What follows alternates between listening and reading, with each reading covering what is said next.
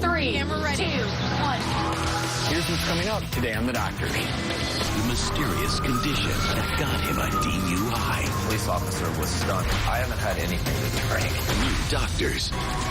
Doctor, give me the news. This next story, it is very mysterious. It's the story of a man who is getting drunk, get this, without ever taking a drink. I've always been an athlete and just stay physically fit as much as I could. I started having stomach problems 3.5 years ago. I would wake up in the morning and I would start vomiting. I couldn't get out of bed. I would have these incidences. I become real lethargic, stumble, and my speech is slurred, and I'm extremely confused. Like I was drunk, but hadn't been drinking. So I would start videotaping me because I didn't believe it. I feel like I'm on some hard drug or something. No,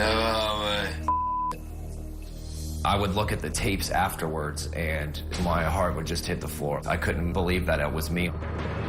I was involved in an accident, a car full of college-age students. When the police showed up, I blew through a breathalyzer test and it came back .236. Even the police officer was stunned. He said, "You shouldn't be functioning or moving with this much alcohol in your system." And I said, "I haven't had anything to drink."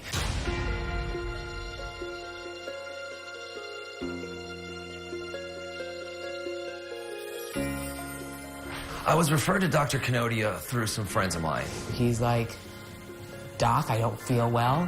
People don't believe I'm sick." He recommended one test for me. It was a DNA culture of a stool test. Based on the testing, it showed he had 400% higher than the normal amount of yeast in his body.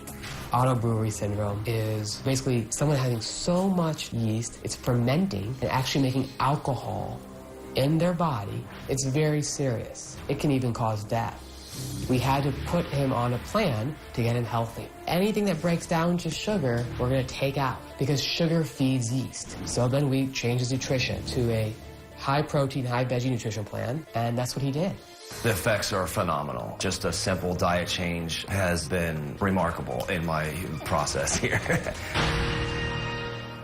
And I'll confess, I had never heard of this auto-brewery syndrome, but it makes sense. If your gut is fermenting sugars into alcohol, it makes complete sense if you have that yeast growing in, in your gut. Yeah, actually I had a patient, a child with not auto-brewery, but they had yeast overgrowth in their gut, and it was causing autistic type of problems. It was a real mystery. What I love about this story, while it's very rare and unusual, it really shows the brilliant diagnostic work of one doctor who can think a little bit unconventionally and piece together this medical mystery. And it's interesting because I think for years measuring yeast in the blood was considered kind of the side thing. Right, so now it's kind of just part of life. If you have yeast overgrowth in your body, bacterial vaginosis tends to be an issue, these types of issues. Incidentally, one of the potential causes is excessive use of antibiotics, and we're very lucky Nick Hess actually joins us on the phone. And Nick,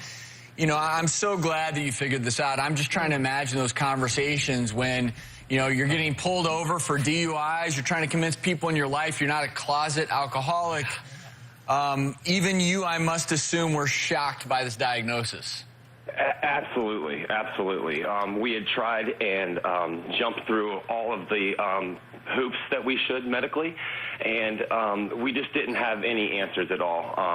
Dr. Kanodia was pretty much our last resort. It was going to be like the last try. I was kind of dealing with the fact that I was going to have to live like this for the rest of my life. And now, Nick, that you've cut out the sugars for the most part and focusing on proteins and fats, which of course can't be fermented into alcohol, are your symptoms gone, and have you been able to treat with the yeast with antifungals?